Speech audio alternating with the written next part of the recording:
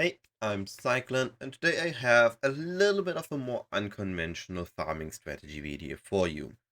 So right now, I'm farming Harbingers, and I wanted to make a video about it, about my current experiences with Harbinger farming. Harbinger farming itself right now is pretty okay. If you want to go for it yourself, you can look on my spreadsheet. It's under S tier. I have marked it as running this for myself right now. You have the tree, you have the Scarab, and you have the map device, and you can just send it. But today I want to talk about a few little things that should be aware of when farming Harbingers.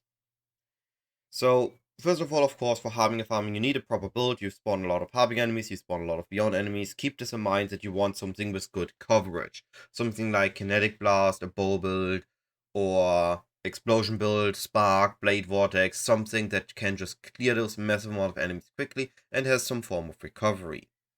Now, if you want to take a look at Harbinger farming before you commit to it, I have a VOD on YouTube and on Twitch from yesterday's Harbinger farming, and I'm also going to be farming it today. So if you're interested, you can always just check it out. If I'm currently live, come say hello. If I just have a VOD, feel free to check that out as well. Or just that out. Now, the nuance of Harbinger farming is what I call the Harbinger attention peak.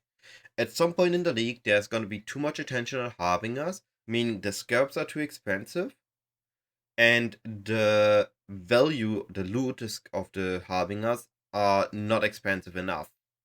And this results in Harbinger farming not being profitable, or you rely on getting fracturing shards to drop just to stay slightly positive. And at that point, Harbinger farming doesn't become worth it. And it's often a trap that gets set up unintentionally by content creators such as like myself, to an extent because I'm still arguably still a fairly small creator. What I mean with this is if there's too much attention on Harbinger farming, it's not profitable, but because there are the videos of, let's say, myself and I said, hey, look, Harbinger farming is making 10 to 15 divines right now, you go and send it, and then for you it's only making maybe 5 divines, or maybe you're barely going even, because you are not the only one jumping on Harbinger farming. Now 1500 people also jumped on it as well, and suddenly the scarabs are too expensive and the loot is not worth enough. Now, how can you check if there's too much attention on Harbinger farming? When the Scarab of Regency and of Warhords go over 15 chaos each, then is the point that it's very likely that Harbinger isn't worth it.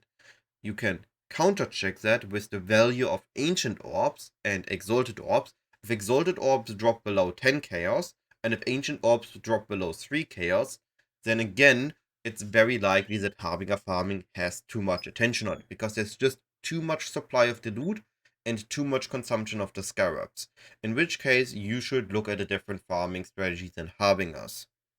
I think this is something that I've never seen anybody talk in the videos, and I've noticed every league I made a Harbinger farming video, and I've made it now, I think, for the last 9 leagues, I've been Harbinger farming at least once in a league.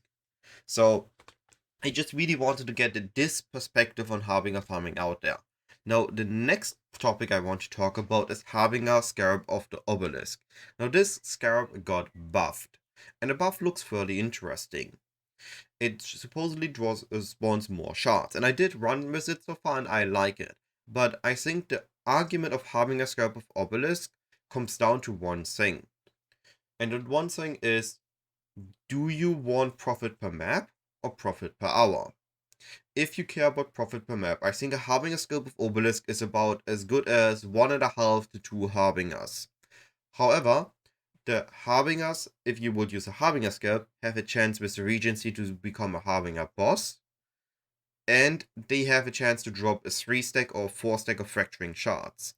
While Harbinger of the Obelisk, the best I've seen was a 2-stack of Fracturing Shards, meaning that the Harbinger of Obelisk will always yield less Fracturing Shards on average.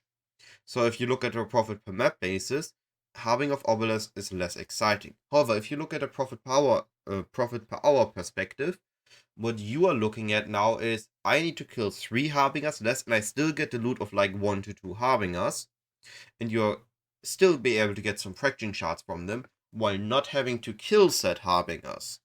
So now you can run through your map quicker, and you see in an hour overall more Harbingers than you would otherwise. On top of the topic of profit per hour, I can also mention Harbinger hopping, which I call killing a Harbinger, and when he spawns the next wave of enemies, you jump to the next Harbinger, kill the enemies there, and when he spawns the enemies, you could jump back to the first one. So there are always at least 2 Harbingers trying to spawn enemies, meaning that you get through the Harbingers twice as fast. This is just another nuance of looking at maximizing a strategy.